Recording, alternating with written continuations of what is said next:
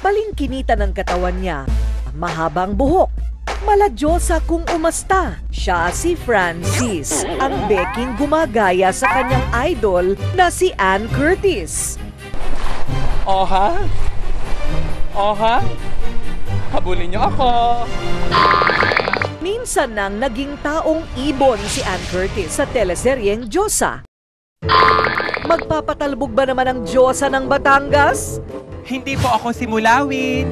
Hindi rin po ako ang ibong Adarna. Ako po si Poco, ang nag-iisang Diyosa ng Lemery, Batangas! Minsan ding naging sirena si Ann sa Jezebel. Kung si Ann Curtis, merong otap. Ako naman, merong otap. Di ba otap? Ang ganda-ganda natin. Mukha tayong janitor fish.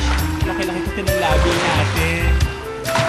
Kung si Ann ay umabot na sa milyon-milyon ng fans sa kanyang social media accounts, parami naman ang parami ang tagahanga ni Diyosa. Ito'y umabot na ngayon sa 70,000 katao. Parang may similarities kami. Unang-una, napaka-lovely niya at sweet niya sa tao, sa lahat ng tao. Pareho kaming sexy, malakas ang appeal namin sa mga lalaki. Katunayan, sa Facebook, libo-libo na ang nag-likes at nag-shares ng kanyang mga post at video. Once upon a time, may isang napakagandang Diyosa sa isang kaharian. Sa taglay niyang ganda, madaming basher, haters, at insecure sa kanyang ganda. Kaya isinumpa siya na makakatulog siya pagsapit sa edad niyang 18. Maaalis lamang ang sumpa at magigising ang napakagandang Diyosa kung may isang lalaking hahalik sa kanyang mapupulang labi. Torrid kiss ang kailangan.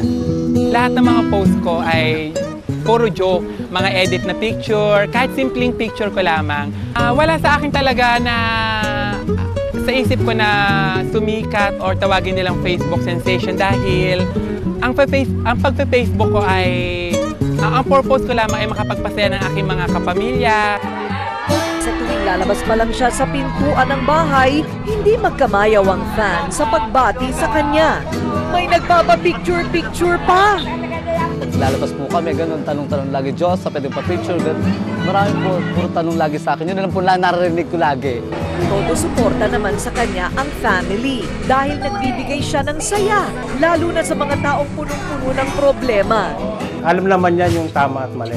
Yan naman ay hindi gumagawa ng lalagpas sa kanyang limitasyon na alam naman namin makakasira sa kanya at sa aming pamilya.